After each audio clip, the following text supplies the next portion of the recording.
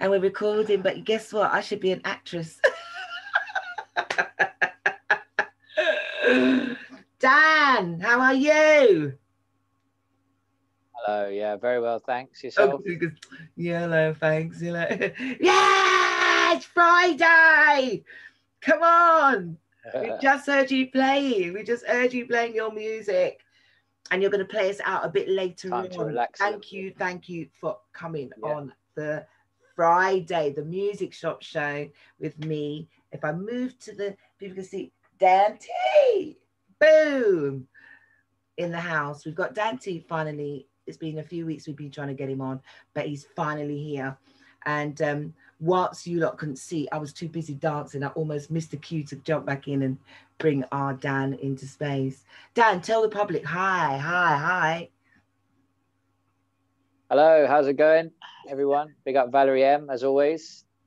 Hope everyone's doing all right through this really difficult time. And yeah, that's it, really. So I can get Dan to get the name up. Yeah, there he is. Don't worry about it. Oh no, I like it. Can't sit like that for an hour. Oh, I'm liking it. I'm like, oh, Dante. Yeah, Dante. I think I'm liking my backdrop. Yeah, Dante. Dan, let's fast forward. It's Friday and people just want to be inspired. And I know that what I do, and I want people to be just as curious as I've always been when I first met you musically. But you've got some great tracks that have been hitting up through 2020. I mean, long way before. But I would like to say to everyone that for someone that kept a lot of us bouncing, producing some great tracks through 2020, and I'm going to go straight in right at the deep end. I want to know more about you. Who are you? Please introduce yourself to the public, and where did you grow up? My name's Dan. I grew up actually in a place. I was born in Cambridge, first of all, 1981. Oh, you're Cambridge. Yeah, the Rosie Hospital, it used to be called, and it was on Mill Road. Shortly after that, my mum met my stepdad, and we moved to the United Arab Emirates, which a lot of people know Dubai, but the capital is actually Abu Dhabi. And then furthermore from there, we moved to a very small place called Ruwais, and it was like a man-made village or town, sorry, not village, town in the middle of the desert, 3 hours away from Abu Dhabi, and that's where they'd found some oil. So they set up lots of refineries and stuff like that. So they created this town for all the families of the people who worked in, had anything to do with it. They all had to live somewhere. Obviously, they had schools, recreation, restaurants. Yeah, it was a really secluded but lovely place. It's about 15,000, 13,000 people, something like that. So it wasn't like very, that small. There was, a whole thriving community. But yeah, that was where most of my childhood, between there and the UK. Oh, right. Really. Okay. Now, what made you, how did you manage to be in Dubai? Because all you've said is you grew up, but how, why? Yeah, because my mum, no, I didn't mention that. My mother married my stepfather, who was from there. Oh, I see. Okay. So obviously he took his wife there, and I my mum had already had me. So he took my mum and me there. And then, and then they went on to have my 3 sisters, who came 10 years after me. Oh, wow. That's a massive age group. That's a massive age gap, isn't it? So yeah, a lot of responsibility. Your big age gap, yeah. All right, your big brother. Okay, cool. Yeah. So, okay, how long did you live? So you were there on and off? Or? On and off, more on than off. But like I came back to the UK. My granddad still lived over here. My nan lived over here. And yeah, I came back, I don't know, I can't really remember exactly, but summers perhaps, or Christmas holidays, and they're just, spontaneously, it seemed like, throughout that time, probably, I don't know, about 15 times maybe over a 12-year period, like just on and off here and there. Do you want to go and see your granddad for a month or so? Yeah, sure. But the problem with that was, as I said, I did move around a lot when I was younger, and basically it just made schooling and laying down some roots and stuff like that. It just made it all a bit difficult. I was always all my little groups of whatever I was doing kept breaking up, and so yeah, it just made the whole thing a little bit harder really than any young person really should have to, you know, go through. But hindsight, you know what they say, you know, if everyone could have hindsight, we'd never make any mistakes. Maybe exactly. But I yeah, can relate to looking that. back, I would change that. Yeah, I would definitely change that if I I guess could. it's easy to say that you would change that. I mean, you know, I was, you know, me, you and I getting to know each other. I can actually relate to that scenario of living abroad, because the Caribbean folks are renowned for removing their children at young ages and bringing them back to the West Indies. Mm. Whatever their reasons were, I think mine were because, you know, I was the eldest, and you know, I was removed from my other siblings, and I wasn't a bad child or anything like that, but it's just your grandmother takes you and you go and live in another country. It's foreign to you, so you build up friends in the West Indies. You've got friends in England where you're born, but you collide, and so you had, as you said, pockets of different friends, and some of them are fleeting. They don't last long. You still got Yeah, memories of them. So it's quite, yeah, we've got similar childhood. I found that in my later years that it plays a major role now, because I've never been able to sustain the friends I have now. I hold dearly, because I've never been able to have those friends and sustain them over the years. So when I turned up on the scene, how many years later, people look at me foreignly, and which is a really weird, because I'm not foreign. I'm born here, but they look yeah. at me differently. Like, where does she come from? She doesn't from south, or is she from north? Is she from east? Where is she from? Where did she just appear from? And so sadly, you know, I got pocketed. People just didn't know where to place me. Yeah, and then when I came back at 13, I had to obviously join another secondary school. There you go. So as you can imagine, what was that year? Maybe I think it was like the end of year 8. So like right in the heart of the, you Heart know, of it. who's this Exactly. new guy? Blah blah. So not only am I dealing with all that drama, I was also dealing with like trying to see which part of what they're teaching us does it marry up with what I was just learning. The Right. answer is no. And then okay, what do I need to learn? And you know, and it just, yeah, it was just really difficult. You know, I'm lucky, honestly. I feel blessed that I even came out of it at a reasonable level at the end. You know, like, because you know, it's so hard. It's so hard. And we honestly, like my son, oldest son's 18, and we got an offer to move house probably when he was about 15 and a bit, and we deliberately turned it down because I wanted him to finish his school in that school.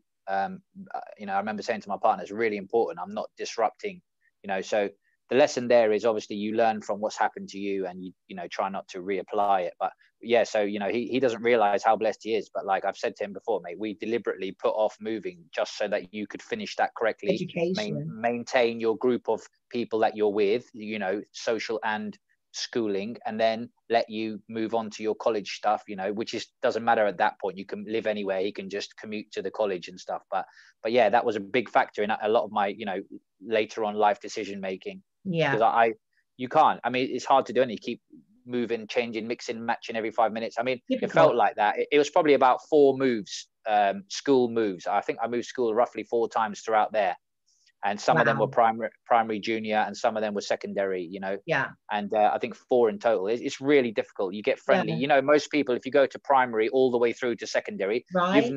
you've known Tom or Bill or whoever he is or That's her right. all the way through, probably, you Yeah. know. And you really build up these long relationships, you know. Yeah. So I So get yeah. it. No, it is quite disruptive. With that said, how did your musical background get formed if you're backwards and forwards?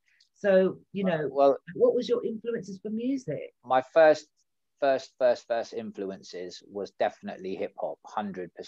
Like, even in the United Arab Emirates, people, like, you know, find it hard to believe, but I was there when Snoop Doggy Dogg burst onto the scene there. Maybe he was there earlier in America, but Snoop Doggy Dogg, um, Blackstreet, Lil Kim, so many names, Tupac. Tupac, Biggie, all that era, all those hip hop. And there was these cassette shops in the mall there, and they were, well, dirt cheap. I just remember them being dirt cheap. My mum used to give me, I don't know, like 20 dirhams, I think their currency is called, and you could get like 4 3 or 4 tapes each time. I used to go in there and say, just give me what's new, man. And it was all about discovery. Just what's this new? I didn't even know. I'd pick up a tape, and it'd say like Loonies. Like I remember that I Got On It release, and I was like, Loonies, who the hell are these guys? And there's like a picture like this. I'm like, what the hell? So I'm listening to it. I used to take this 3-hour bus ride from the capital back out to where we lived in Ruiz. And I used to basically test drive all these albums while I was doing my commute backwards and forwards. Because for the weekend, I used to go back. Yeah, I used to go to the capital, right? to see my family and my friends. Yeah. And then I used to go back Monday to Friday in not every week, but most weeks, because I wanted to go to the capital. There's just more happening stuff, and so I just wanted to go there and stay with my grandma and that there. So yeah, test driving these things, 3 hours, 2 ways, that's 6 hours of just fresh, whatever it was, fresh music, And quite often it was a hip hop and R&B. There was R&B. I remember Ashanti. I remember hearing that for the first time. There was loads of them. 112. You got me doing this. Look at me. I'm like, oh. Yeah.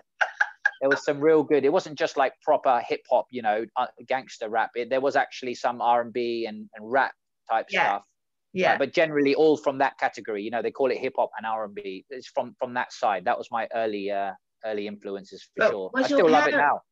What about your parents? Were they musical? Were they any musical? My mum was heavily like soul and Motown driven, and with a hint of like reggae, like Chuck Demus and Pliers kind of reggae.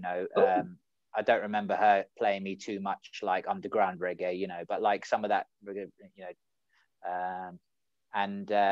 she just loved all that kind of stuff, to the extent where she'd like put on karaoke nights sometimes with her friends downstairs. Friday night was a bit of karaoke with the friends, a couple of bottles of whatever the hell she enjoyed, and it was good times. But I bet you sneaked in to have a listen and a bit of whoa. A couple of times at first, having a bit of a laugh, because honestly, like they'll even admit it if they could, like that they don't sing very well, they're not singers. But for a bit of fun and stuff, it was really fun for them. And it's just good memories that I have of, seeing them just having a laugh. They used to, obviously, because they were quite bad, all you could hear was them having such a laugh with each other, like, what are you doing? And that's all you could hear. And yeah, it was funny. But then obviously, repetitively over a few months, it soon lost its pizzazz. Yeah. So I just used to leave them to it. They're doing karaoke. Okay, close the door. Have a good one, mum. But, enjoy. And that was it. I used to probably go out or do something else. So when did you finally come back and be solidly in the UK? Because here you are with all this influence of, hip hop and soul, because no matter how you look at it, you've got this grounded roots of soul, black infusion music. Yeah. I mean, that's the real only way to describe it. Motown's a massive category, isn't it? But yeah, it's very black influence, solely, I don't know, almost it's got with a hint of that gospel type, I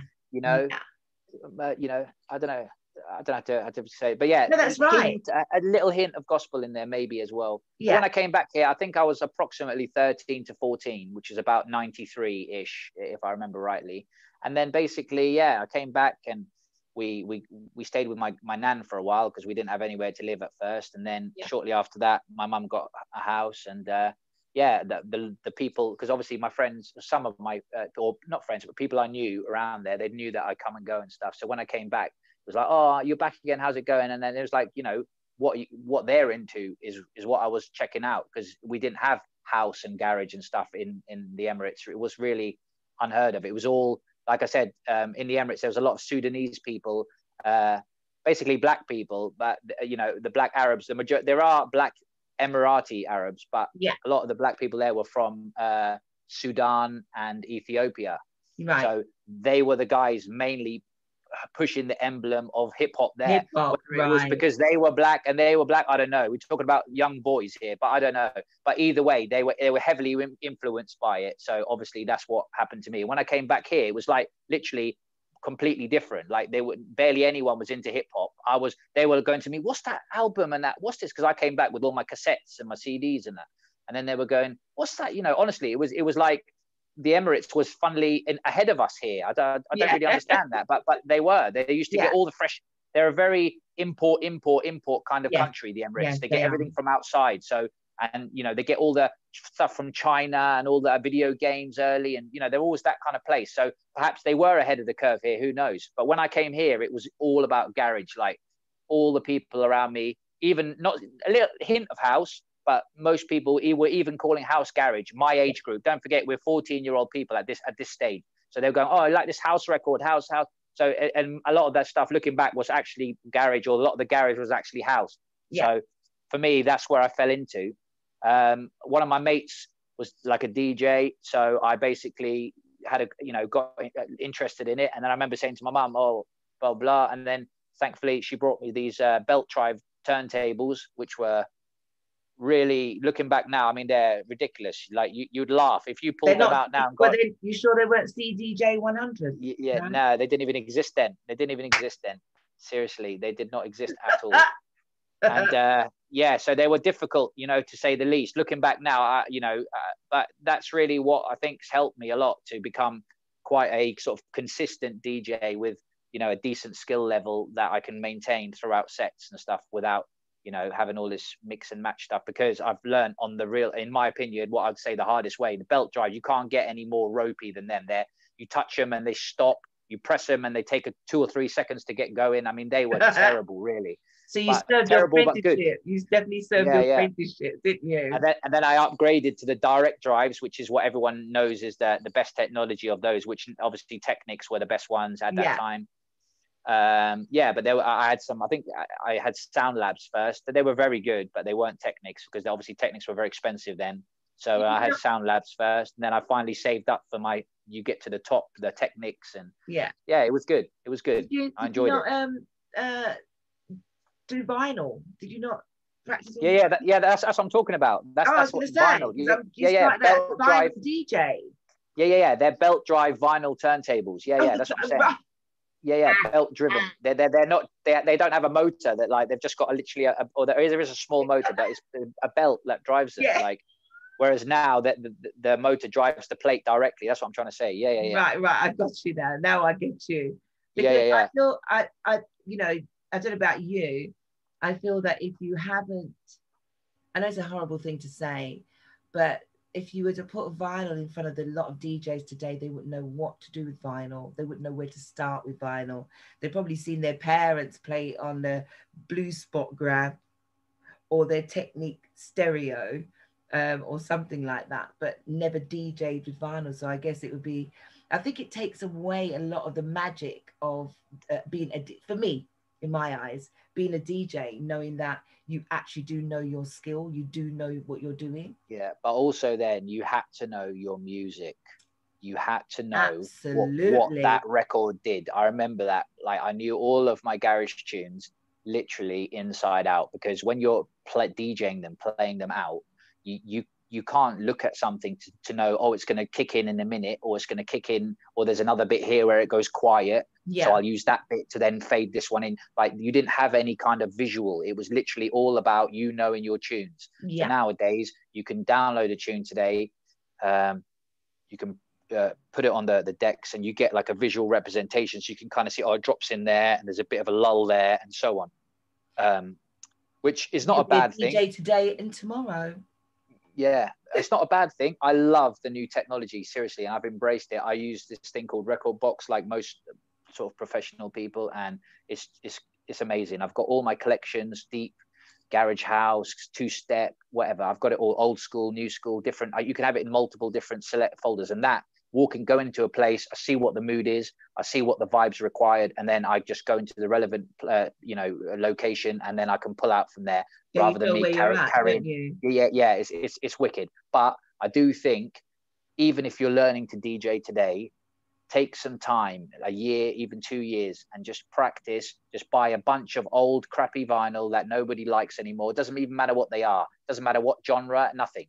Just get some vinyl and just have a play around. Go down your garage or wherever it is that you do your stuff and just literally play through them. When you come back to the digital, you'll feel that you'll start to appreciate how luxurious it is. I mean, that's what I feel like. I feel like the old days was like driving these old minis that I used to drive one. My nan used to have one, an old mini Metro.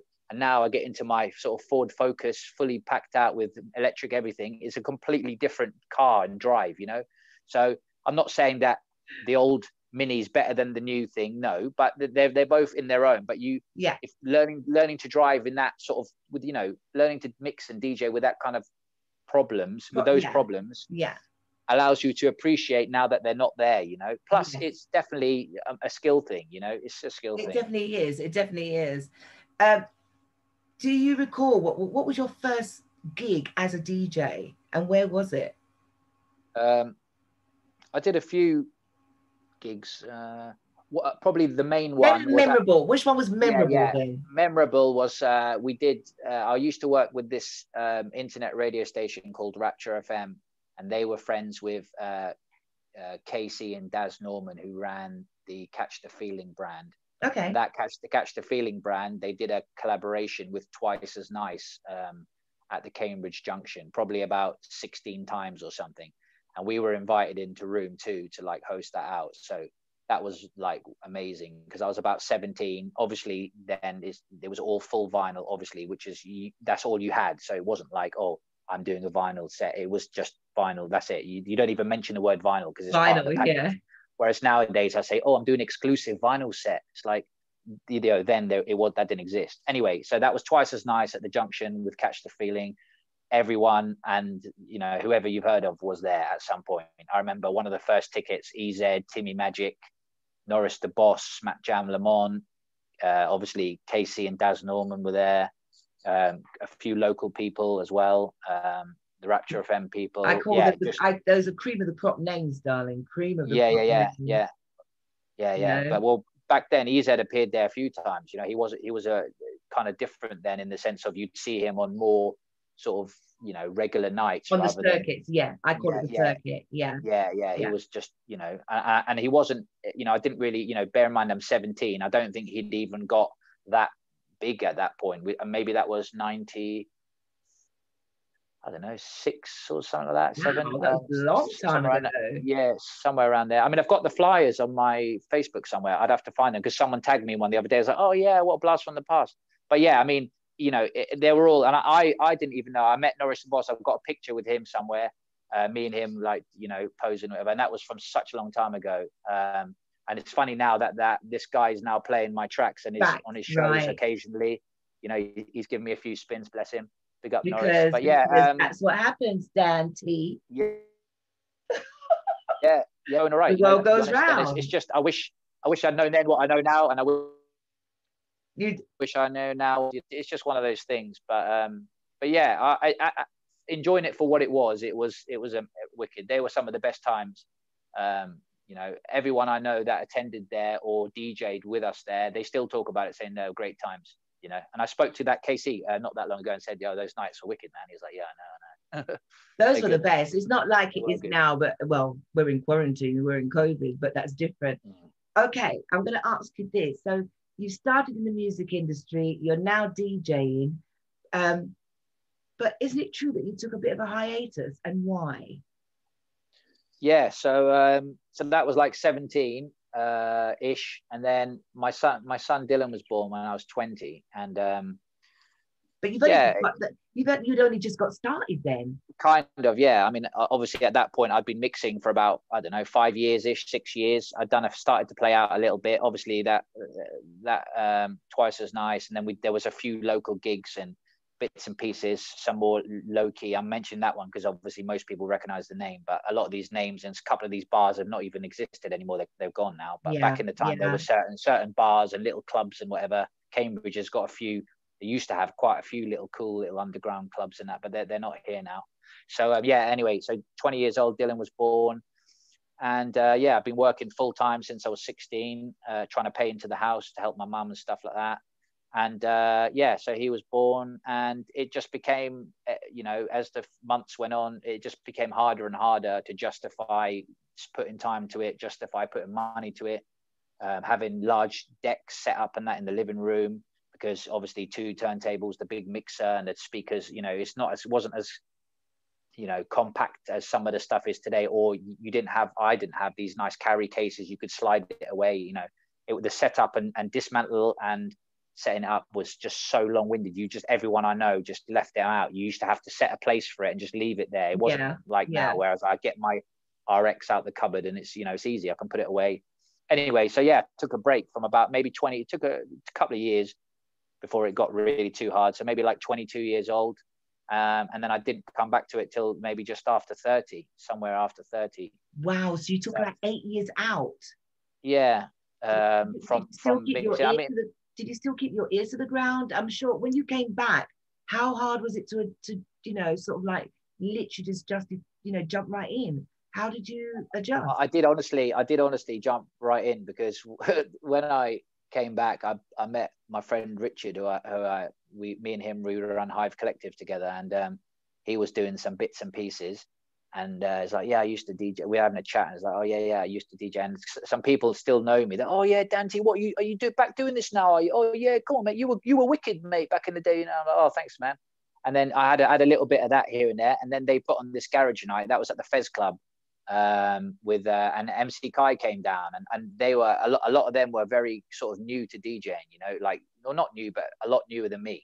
Anyway, so they said, oh, would you mind, do you want to do it? And I said, yeah, I'll do the main set with Kai, no problem, man. So I jumped straight in there, and I'd only been back on it about, I don't know, a year or so, or 6 months. I'm just getting my music collection back, because obviously now I'm back, it's all digital. So I was trying to download, purchase, buy, get some vinyls out, recording the vinyls, trying to get the WAVs and that of some of my more rarer bits, and and yeah, it was fun. So I went there, did that, and then since that day, it's just been like, that was my first sort of big gig again coming back. Yeah, I've just been full on. Then I got everything set up, my Facebook pages, all my online stuff. Were people helpful getting you back onto your feet, back into the music industry? Medium, like, no one really, I didn't get carried there. It's hard work at the end of the day. You have to get everything in order. It's from, as from artwork to online presence to getting, as a DJ's perspective, sourcing all your music, making sure it's all the correct quality, making sure it's all categorized properly. For me anyway, I like to have everything in its right, things. And yeah, it has been quite hard work. But now, thank God, I'm in the position where I've done so much hard work.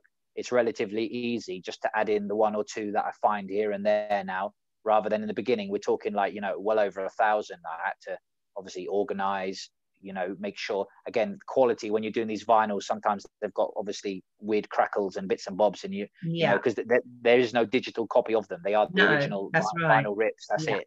So you have to obviously make sure. And then it was like, oh mate, have you got a better copy? I've got this one, but it's not that good. And sometimes I would, like, my friend would help me out with a couple of copies, or I'd help them out with a couple of copies, only to spread the love. No offense to anybody, but to the people I know that are doing it for the, they've been desperately searching for this tune, and I can help them. No problem, I'll help you. Yeah, you spread the love. But yeah, like to the true collector people, there's a handful of them around, and they know who they are. But yeah, they're the people that. I like that. They keep that. Do you remember the first tune that you actually produced?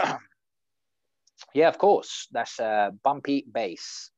Ooh. And that was Open House Records, who's run by a guy called Ruben. He's a wicked guy from Birmingham as well. I've never heard of it, and I know enough research about you. Yeah, well, you should have looked for my first one. That was 2018. Bumpy really? Bass. Yeah, Bumpy and it sounds literally like it sounds. It's a dub style, nice beats, nice bass line. In a minute. Yeah, you can. It's a nice, really nice tune. And big up Ruben and Open House. It was like my first record deal that I got, actually. So big up him. As you can see, my fingers are all Bumpy Bass. And talking about Birmingham as well, like I've had so much good music from vibes from Birmingham. Urban Dubs family, MC Blender and Timberwolf at the ATM family.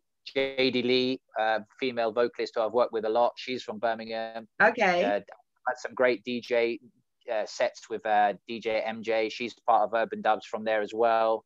There's some good people. I did this other amazing gig with the Only Way is Garage. That was in Birmingham as well, about 2 years ago, and at Christmas time. And me and MC Chiverton, who's also from Birmingham, he was on my set.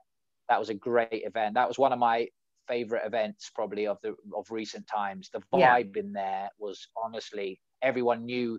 I was playing like my real style that I love. I didn't deviate. Which is, what's your real style? My real your style is like that original 95 sound. They're calling it like garage house now. But yeah, it's like housey, garagey, proper raw underground sound. Yeah. You know, in general, quite raw, very limited vocals and stuff. Yeah, just like that raw sound. I love it, you know, and that's what I try to do in every song. Some of my songs go a bit left, they go a bit right. It is what it is. As long as it's got a vibe, I'm happy to put it out. I don't claim to be a garage guy or a house guy or a garage. I just claim to make underground house and garage music, and I just leave it open like that. If someone wants to call it garage house and put it in this folder, no problem. Someone wants to call it deep house, you know, no problem. I'm influenced by all genres of like underground house and garage, really. I don't like to try and put too many, you know, barriers up, really. I don't think what would you say is your average for you or your listeners? What would you say is your average way of putting a tune? What's the vibe that you get when you know that you've got the right track, and then you've got to find the person to collaborate to put the vocals on it? I don't know, really. It's just honestly a case of playing. You end up, you flick through a lot of samples, you flick through a lot of sounds, because obviously when you're making, not obviously, but when you're making this, you've got like a MIDI keyboard, and you can put like, I don't know, a Rhodes piano or a trumpet or whatever, all these different sounds onto the keys, and then you can play stuff. Yeah. And sometimes it's about trying to find which sound works with that, and it's you know, trial and error. There's an amount of trial and error, then there's an amount of what you probably will work, you know, so you can start narrowing that down. Right, these sounds normally go with these, and then a lot of it's just literally having a look through massive sample banks. I've got a huge library myself. There's a few good online libraries that people use, whether you're looking for a little saxophone bit or a little guy saying or it could be anything, you know, and you just the song kind of tells you, you just get a vibe from it, really. I don't know. And then from there, then some of them, like the one I've worked with you and Donna Cousins and JD Lee with, I think now this one is not dub style. This could have a singer on it, so that there's I don't know what the difference is, really, to be honest, off the top of my head, but something says just filling it with some samples is not good enough for it. This one probably needs, you know. So yeah, there has been a few occasions, and even MC Blender as well. Like with him, it was like, yeah, this one's good. This one could do with an MC. Like I said to Blender, right, check this one out, man. Do you like it? See what you can do with it. And then he come back with this. You know, he's done it a few times. Some really good tunes I've made with him. So yeah, and that's a completely different style. You know, with an MC, it could be. I've done a couple where he's MCing throughout the song, like he's made verse 1, chorus, verse 2, and a couple with him where it's like a dub style. I've just taken snippets of his voice. You know, there's one called like Get Involved, and that was like, you've got to get involved, you know, and that's pretty much all it was. But the way that I'd done it and the way that he'd said it, it just flowed, and it just, you know. And it gave it that vibe. I know the track you're talking about. It just gave it that vibe. Yeah. It a bit of energy, more. You know. Yeah, less is more. You don't need to have too much. And that's what I noticed with your style. It's like you seem to get the best out of the top lines and drop those vocals bang into those riffs, and it's just beautiful. And there's quite a few tracks which, when we go back, people will get to see, you know, hear it, because I've got another set of yours to come after this end of this interview. But let's come back quickly, because I want to get you out of here, and so we can hear some more music from you. One of the questions I wanted to ask you, because you've just been music all the way along. If you wasn't a musician, what profession would you be? I don't know, honestly. Music's secondary to me. You know, it always has been, because I've honestly worked all the way through my life. Because, you know, I haven't, you know, I'm not world famous enough to earn thousands. I mean, you know, I would need to cover my wages plus another $2,000 a month or whatever, you know, so, you know, I mean, music is great, don't get me wrong. And it is a source of income, but it's not, you know, it's not comparable to a full-time job. What I'm saying is, if you had a dream, you weren't a musician, so you've got a job. If school grades weren't, you know, if you could try harder, maybe perhaps I probably would have liked to have been in some sort of medical. I like medical stuff, some kind of doctor. I like solving. I like solving. Essentially, it's I like solving problems, and I like. I work in telecoms now. Obviously, a lot of that's to do with fault finding, engineering, trying to find solutions. Why does this not reach there, and why does the power? Why does it? You know, the fuse keeps blowing. Well, why? You know, and trying to solve electrical faults and stuff like that. So, you know, you can implement those kind of ideas, you know, similar to like what they've been doing with this vaccine and stuff now. It's like they're trying to problem solve. So, you know, try this, does that do this? And, you know, I like that kind of, it keeps the mind busy, keeps, you know, I like that kind of stuff. Anything that where there's an issue that I need to sort of resolve kind of gets me going. Okay. You know? Okay, so and that's similar. Hang on, that's similar to music. Think about it. You've got these pieces, and you're trying to get it to sound the way you want it. AKA, it's a problem right now. It's not sounding right. So that's probably what drives me in that aspect as well. So that's what. Okay, that's your drive to solve the problem, or investigate, or just how does that work? Yeah, is that I like that sort of stuff. Yeah, you're that type of person. And it helps you learn. It helps you learn because there is answers out there. You know, as we've spoken about before, you can learn a lot of stuff on YouTube and many other places. And, you know, people with more experience, you know, I've got a few real good... I was going to come to that. Yeah. You have so much, you know, you've just been on it, bang on it with your music, 100%. Then I know that you started to release right at the pinnacle of 2019. Some great tracks, because I know for a fact you sent me some really great tracks, and I was able to get one out of it, and it got released in 2020. So High, featuring Valerie M. Go check that one out. So High, yeah, right. But COVID then took over. How have you managed to manage that balance musically, knowing that you can't exactly go out and DJ? You don't know if people are buying, people are still buying in the market. How has that been for you? COVID, honestly, from a musical production point of view, was literally like Christmas. Wow. Someone came to me and said, yo, you've got 3 months off, don't come into work. And we're going to pay you. I was lucky of working for a multi-corporation, big company. I know a lot, God bless them, a lot of people had hard times. But for me personally, they basically said, take 3. I think I was on call for some real emergency jobs. I mean, I went out probably about 10 times, you know, in 3 months. They were like, nobody, you know, really remote locations, we need to go and make something safe or whatever. But generally I had 3 months off and an abundance of time, you know, nowhere to go. You can't go out. It's illegal, you know, it was illegal, you know. So I just literally had my computer, me, myself, and my computer, and a whole bunch of inspiration and passion. I had loads of, you know, samples and vocals to look through, and yeah, it was, you know, literally like Christmas Day for somebody who's, if that's what you like, you know, I had it.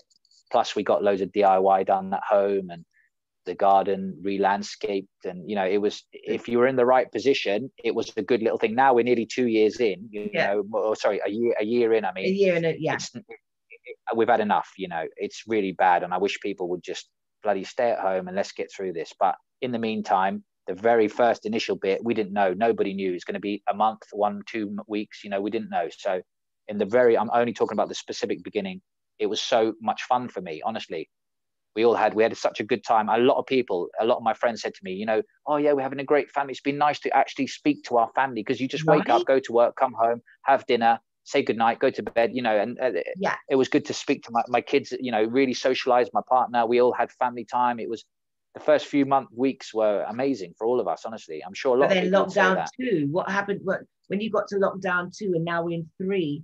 How has the mindset been? How did you cope then? Because there's only so much you can be at home, job. We're making the most of just making sure we go out, you know, making sure we go out at least once a day to do a few laps, not always together. Sometimes I just say, I'm just going out for a bit, and I just walk around very, very local.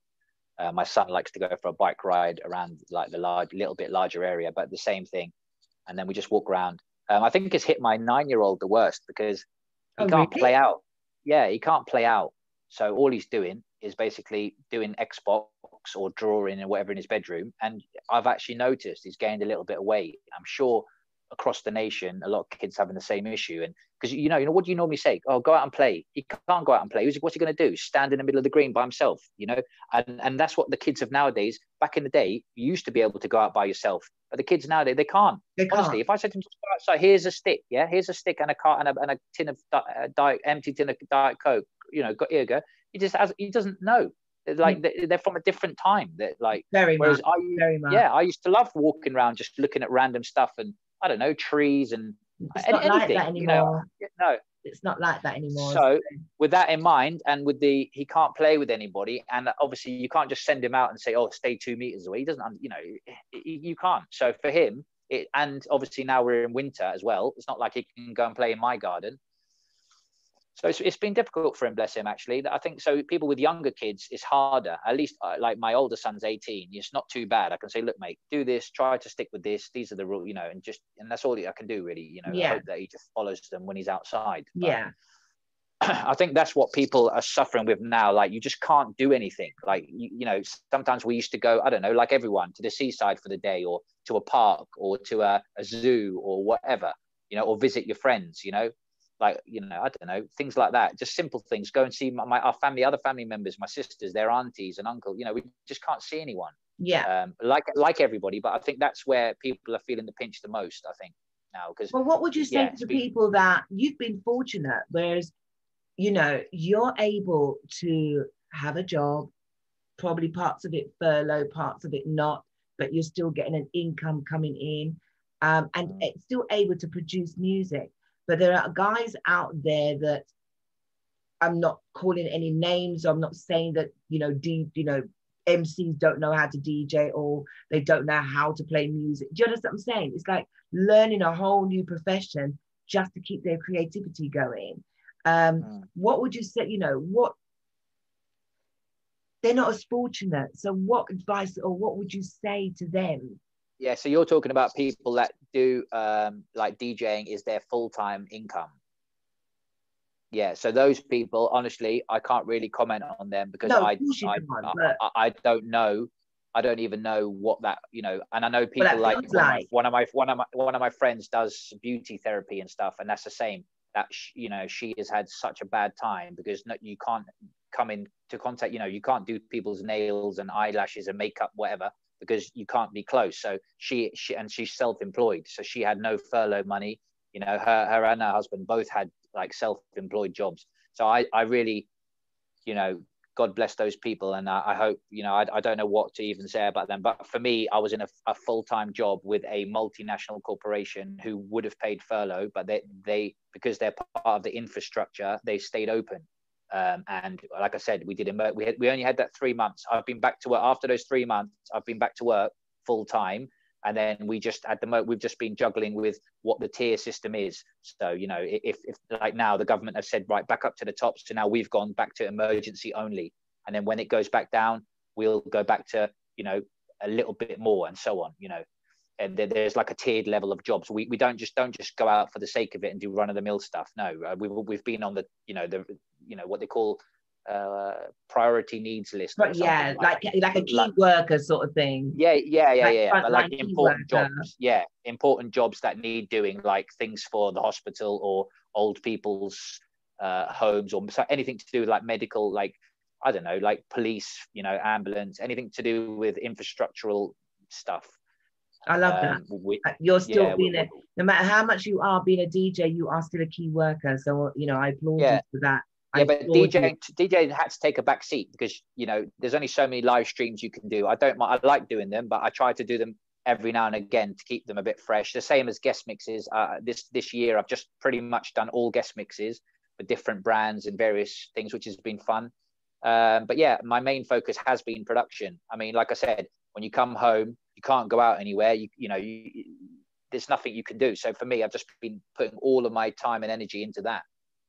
When it's like my pastime, as well as something, I've been able to achieve stuff in. It's actually something I do to pass time. Dan, so it's been.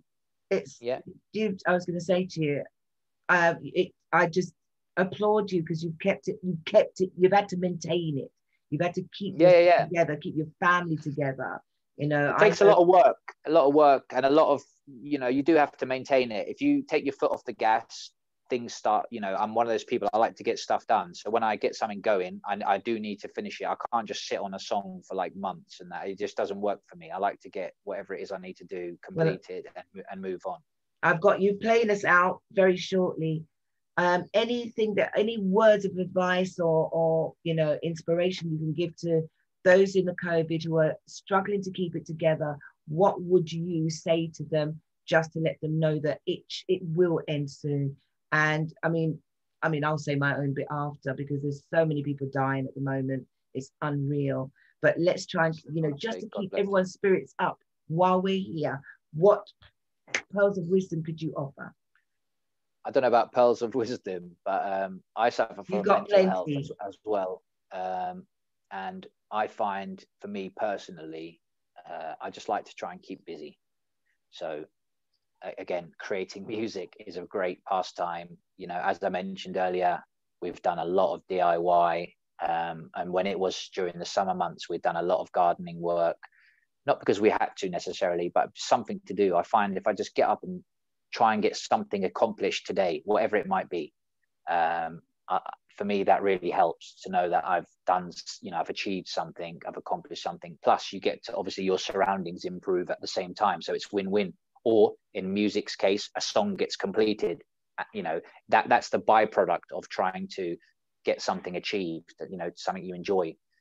So you would say to someone who's feeling down and that, it's like the walls feel like they're closing on them, is to just find something to do, occupy their mind. Even something random like, I'm going to play a bloody ukulele.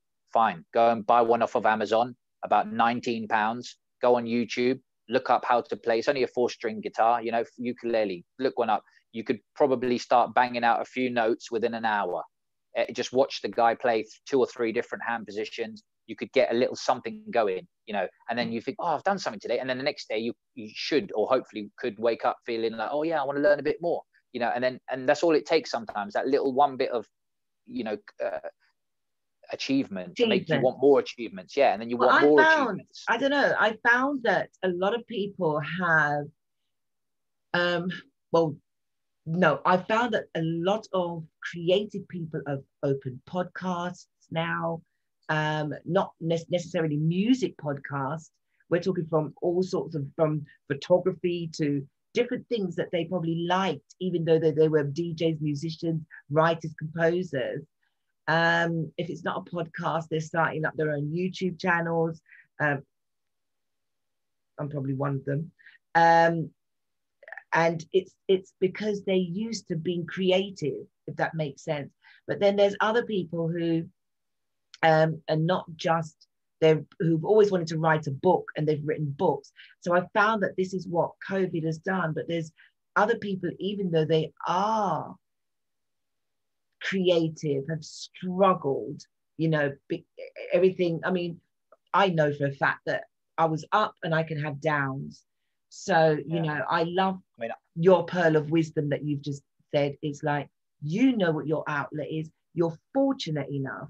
But to those who don't have that news and the equipment and the money to get all that equipment, is to find something that, even if it's not musical, find something that do something that's going to keep the mind going. Like, that's the beauty of this. Like, don't get it twisted though. I've had some terrible anxiety issues and stuff through this as well. It's not just been sitting here pretty, I know you have as well. Yeah, bless you. Yeah. But what I'm trying to say is, in spite of that, there has been some positives. So like I said, from the start, I found this, and it was literally like, yeah, have 3 months off. Everyone's complaining. I actually thought, oh, I've got 3 months off of work here. I've still got, I had all my equipment beforehand. So it was just a case of, you just give me some free time. I can get my house in order, So, but as it's gone on, I've been learning extra stuff too. Like, I've learned a lot of mechanical stuff to do with certain plugins that work with Ableton and many other production software, but like different stuff. I've had that extra little bit of time to just look in a little bit more. Hone your skills. Not just a couple of hours when I get home from work, because I've got no work. So now maybe I could do, if I had the inspiration, I could put in more. If I want more time, I can have, and it was just that little bit extra learning some new skills, you know, like what you have with this podcast. And, you know, that's what I'm trying to say. So even if you stop this in the however long, whatever time, you can look back and go, look, I achieved this. Look what I achieved, you know. And that's the whole point of what I'm trying to say. Find something, even if it's tiny, that it's irrelevant what it is. Could be music, could just be, guess what, today, like with my son, you know, when the schools work now, he's doing online where they talk to him for an hour each day and then they set him work. But in the beginning, it wasn't like that. Yeah. So I used to say to him, right, today, go and find out how glass is made. Well, what do you mean? I mean, go on YouTube, mate, and find. I want you to come down here in an hour and tell me. I want you to explain to me how, you know, so you do your research. Love that.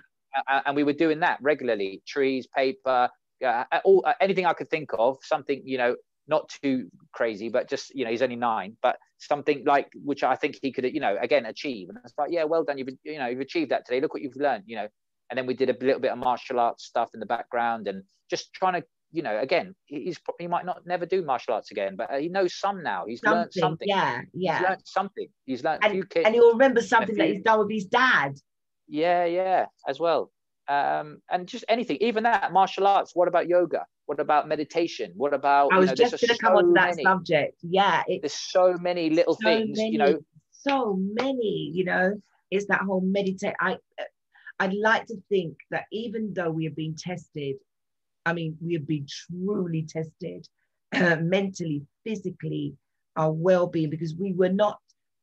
And there's people worse than us who have lost their family members as well. Exactly. So they've been tested to the same level. And then have to deal with grief as well. Oh my good God. And I know, it's unbelievable. Something that changes us, you know, it changes you literally. So can you imagine that you're losing someone and you're not even able to go to the funeral? You've got to watch it online. You didn't get to say goodbye. You weren't. I honestly can't imagine. I lost my mum 3 years ago without COVID, obviously. And that was, you know, I have no words for the level. So again, like I said to my son, my oldest son, mate, if you get COVID, God forbid, and you're one of the unlucky people who get it really bad, I can't come with you, bro. I can't come in there and, you know, and that alone is, you know, or me, what about me or my partner? And we can't help each other. It's unbelievable. And then that poor man or woman dies there and she can't even say to her partner, oh, I've kept this stuff here, the password's this, or, you know, don't forget to get this. Or it's unbelievable. I mean, it's put your house in order. Comprehend it. People need to learn to put their house in order. If this hasn't taught anybody to not put their house in order, I don't know when you will. I'm sorry. It made me. I just wish to God, you know, I hope that those people can, you know, hopefully move on from this, and you know, it's going to take a lot. It's the best it can be. It's the best it can be. It's going to take a lot, but thank you so much. It's been a real Dan, serious honestly. thing. Yeah. Just to end it all, I'm just going to ask you this: you got some amazing tunes out now, right now. What's your latest tunes that are out right now? And I want you to tell the folks so they can now find you. Okay, so first of all, I'm on, hopefully on all platforms. So I've got a link tree, which basically you can just click on there and you can, you know, consume my my media whichever way pleases you, whether it's Apple, Spotify, YouTube. I'm on all of those. So please subscribe, please follow, and try and leave a comment. Let me know what you're feeling, what you're enjoying, and then that's good for me. I love that feedback. Like, people don't realize how important that is, and I try to leave on other people's. Great work, mate. I'm loving that vocal. I love that sax. I try to, you know, I think that's a really good thing. So if you're not doing that already, guys, please do that, because it's important. So right now, I've just had one out yesterday, and that's called Just For You. And that's on a label, TikTok Tracks. They are supporting mental health, and all of the tracks that are on that label, they're all to do with for charity. So all the artists have donated the tracks. Essentially, the artists are going to get no income from them at all, and the mission is basically supporting mental health. So please check out Tip Top Tracks. Yeah, they're doing a good job for humanity, as well as putting out some proper underground house and garage vibes. They're on all platforms as well. So yeah, please go and check them out. That track's Just For You. Also, I've just had one with I've had an EP out with Bob's Your Uncle Records called Realize. Big up everyone supporting that one. That one has charted a few times and it's doing really, really well. So big up all the Bob's Your Uncle Records crew as well for having some faith in that record. And as always, Mr. Martin Depp at Pogo House. I've just had Groove With It come out, and that's a 2-tracker. The second track, Good Vibrations, is at the end of this mix. So listen out for that. Bad tune. And that is a wicked tune. Loads of people are like, what the hell did you know? It's a combination of house, break beat. I don't know, but I loved it. It's catchy. It had a little hook and the vibe. I just went with it, and that's what's come out. Love it. Love that tune. But yeah, I'd just like to take a minute, honestly, thank everyone that I've actually worked with since the last, I don't know, few years that I've really, you know, everyone I've worked with, DJ'd with, parties I've played at, anyone that's ever written me a comment to say wicked tune or great set or whatever, anyone that's listening, supporting, streaming, buying, just being part of the scene.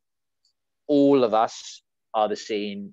Without, you know, without one component, there is no scene. You know, you can have a whole bunch of DJs. If you ain't got no listeners, there is no scene, and vice versa. A whole bunch of listeners, if there's no one performing, there is no scene. So we're all part of the same thing. You know, I just wish everyone would honestly just appreciate what is here now. It's a bit like COVID, you know, like hopefully it's made you appreciate the world, made you look at the trees differently, made you look at the grass, I don't know, made you appreciate your friend, I don't know, Valerie M a bit more, whoever they are, you know, like, you know, you must admit I've spoken more with many of my friends because we like the connection. You know, we're always too busy. I haven't got time for him. I haven't got time for her. Right. Make some time, man. Make some time and actually comment on people's things and tell them that they're doing well, you know, and tell them good job. Because guess what? Appreciated. Yeah, because if they don't, they might disappear one day and they might stop. And I've seen a couple of artists honestly vanish. I'm like, what's happened to this guy? Where's he gone? And he obviously just thought, well, no one really cares. I might as well go. You know, and it's a bad mentality, yes, but you know, it's not hard just to give people that bit of, give them that bit of faith. You know, give them that little bit of confidence, not fakely though, not falsely, because that breeds a whole nother problem. But you know, if you're appreciating something, just let them. I always do it in a restaurant. Great meal, mate. Lovely drink. Oh, great, that's a lovely coffee. Whatever it is, just tell people, you know, I don't know, just appreciate what's there. I love you, Dan. I love you because it's so true. Once again, big up everyone. I hope you guys are doing well or the best you can, actually. I hope you're doing the best you can under the circumstances. There is light at the end of the tunnel, hopefully now. 3 approved vaccinations in the UK.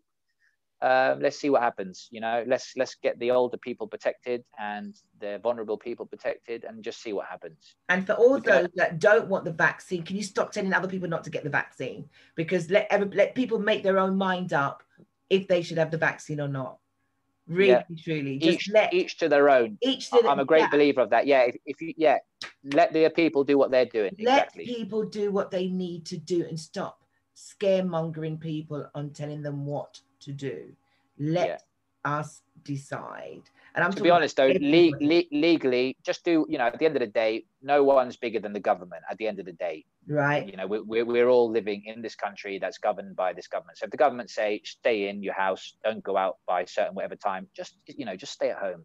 That's all I'd say right now. I've been trying very hard to just do what I've got to do because I do want to return to normality. I miss my friendships. I miss, you know, going out. I miss hugging and touching. I miss stuff. It all. Just random stuff. Seriously, going for a walk, like, you know, we walk here nearby, but we, you know, driving somewhere to just walk up and down a new, you know, like we used to go like on a Sunday to a new location and just check out a new place and, you know, have an ice cream or whatever. Right. You know, little I've things got the like forest that. where I live, so it's quite nice. You're lucky. You're lucky, yeah. Yeah, I live by the forest, so I can. I got no forest near here. Oh, really? Yeah, I'm by the forest, so I find it so you know, cathartic. It's lovely. It is lovely. Just see nature for what it is, and it just helps me anyway. I tell you what is lovely. Kent.